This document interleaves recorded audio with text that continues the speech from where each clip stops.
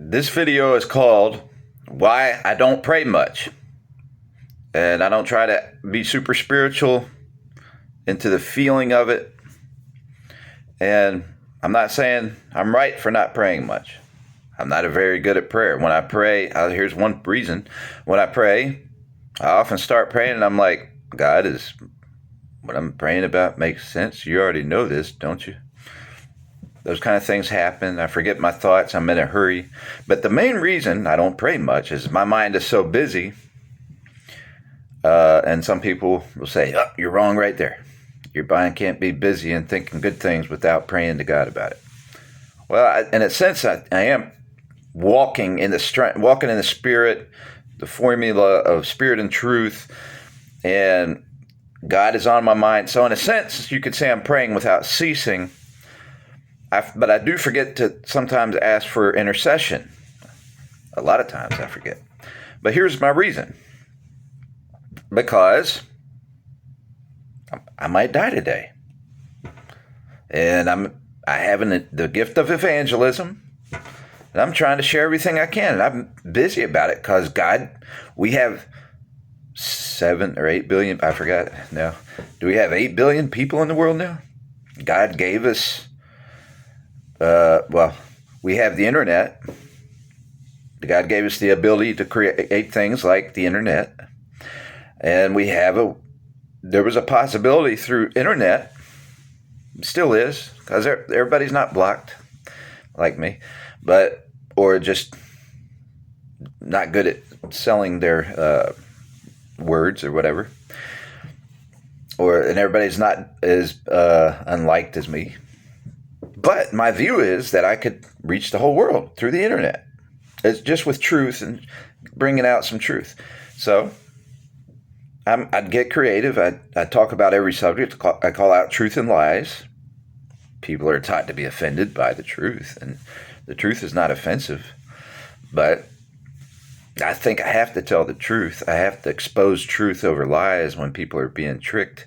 You know, if somebody's being tricked to get in somebody's car by a kidnapper, let's just say.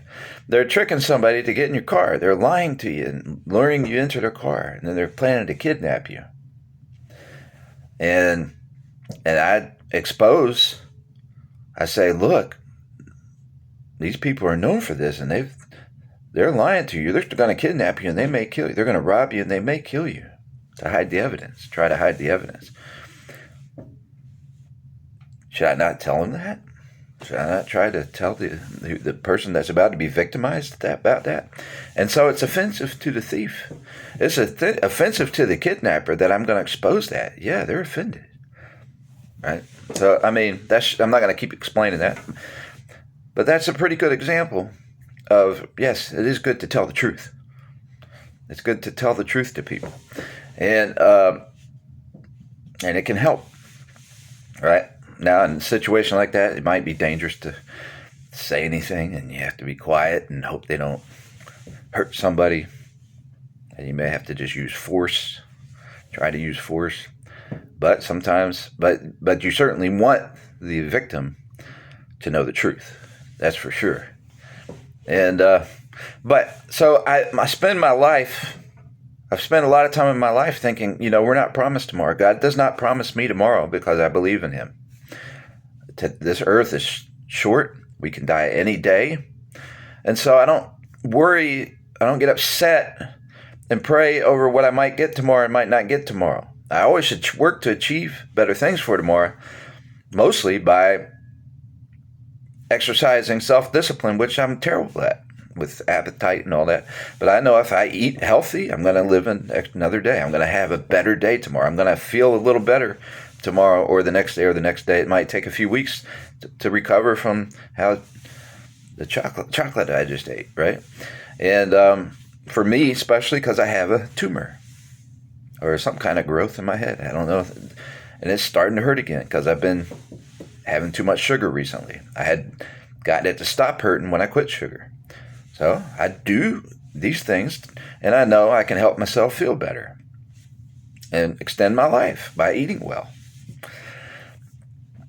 And I can't just, that's something you don't pray about. You have to just do it. You have to figure out how to make yourself eat better if you want to feel better. And so God tells us to do those things. I mean, but and we fail. But then you do it and you have success. But I might die, especially with whatever this is. I could die soon, right? I could die for other reasons, and from somebody being violent to me. I have a lot of enemies in some places. I stand up for better medicine laws, to put it humbly. What's the word I want? I'm just waking up. I slept in today. But to put it mildly, couldn't think of that. To put it mildly. And so that may be a reason I'm not liked.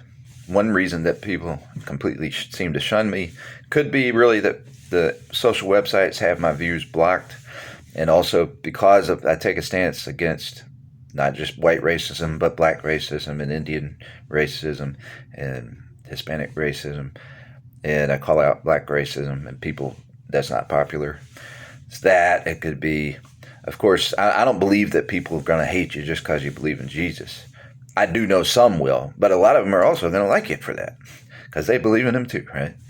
So I think that, yeah, I talk about some risky stuff like the better medicine laws. I say we're wrong about those. And it's not a promotion, but most people think it's dangerous. There's some people that think it's dangerous. There's people that'll think, how dare you? And they know somebody that got killed by a DUI and stuff like that. And that's it. So I know it's a subject that brings me a lot of hate. Then I've had relapses myself, right? So not many, but over time it adds up. But I go for a while and then I relapse. But I don't do it very often.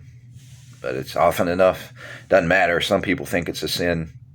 Part of my problem is I don't think it's a sin. And so in some ways I do, I guess. But I think our laws are wrong. I think our laws are wrong. And I don't want to have relapses, right? And so some people think he's talking about Jesus and he's not saved because he had a relapse. Well, no, I just kind of rationalize it and say this is a bunch of baloney, the rules they have and stuff like that. And also, I don't get along with and there's reasons for it. I don't get along with most Christian folks because they're not into talking politics. They don't believe the Democrats' way of not talking politics.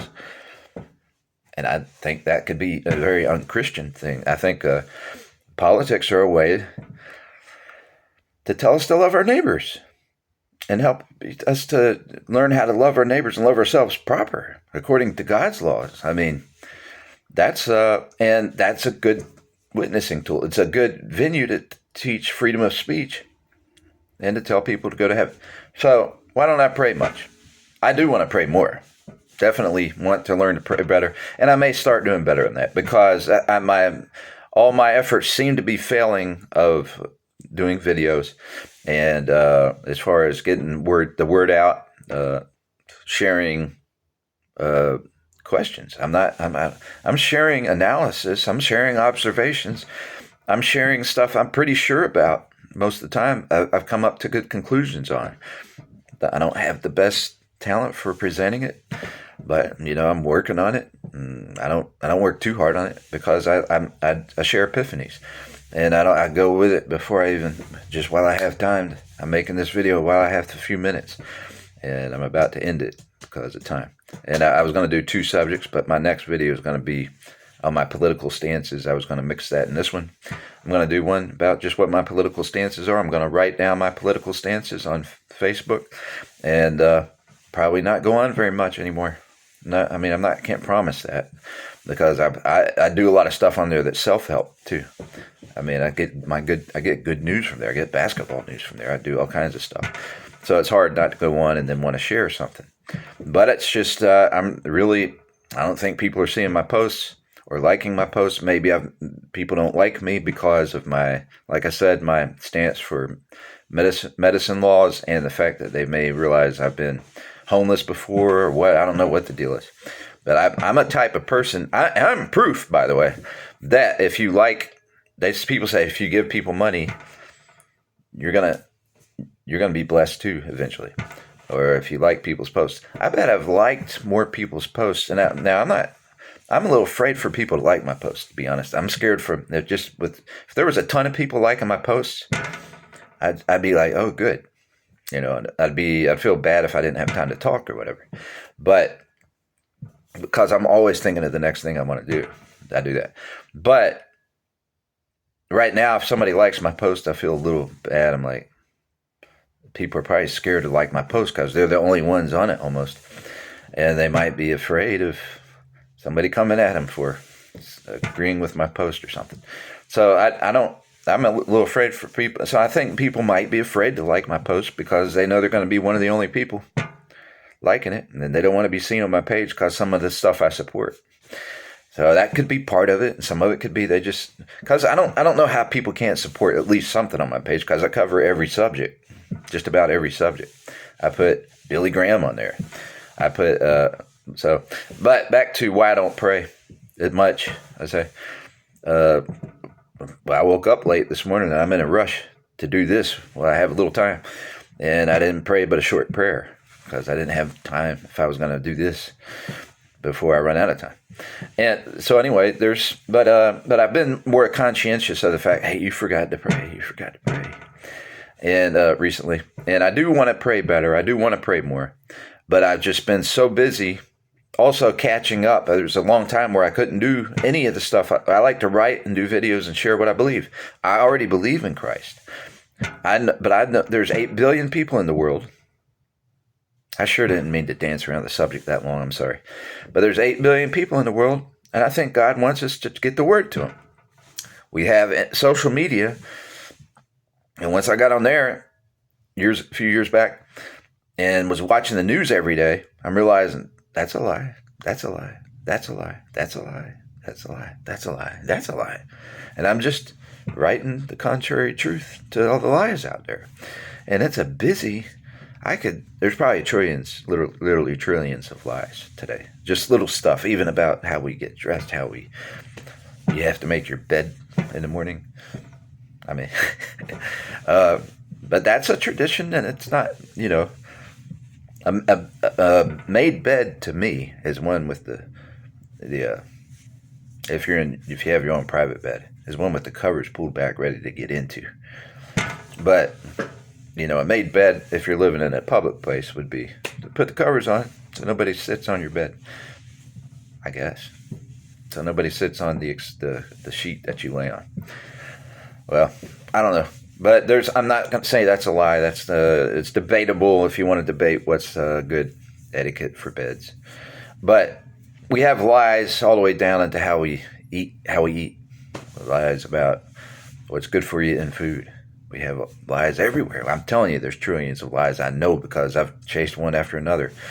And then it's not just some things you lie about it from different angles. There's so many angles that we've lied about racism. We've changed the definition. They've lied about it and called so many things racist that it doesn't even apply to that definition. And so I try to explain it. It's like another language. I try to explain. I don't even use the word prejudice. Prejudice is not racist. It's not certain things. Or it's a different perspective. It's not racism. It's a different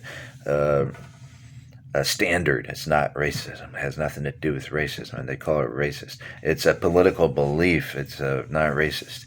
But there's trillions of lies. Literally, I could chase them all day, and so I stay busy, and and I'm like, I got saved by hearing the story about Jesus healing the blind man. Realized I was a sinner. Didn't have love in me at that time to help the blind man. Didn't care about helping the blind man. And I knew Jesus was God for being able to heal him. And so I just somehow saw the light that day. And I feel that every time I share the truth about something, somebody has a chance to see the light, right? Even the truth about the Ten Commandments, different things like that. And my time's about up. But I'm short on time. This is a busy task to call out all the lies and try to expose them. And I'm going to shut this off now because it's Got 3 seconds.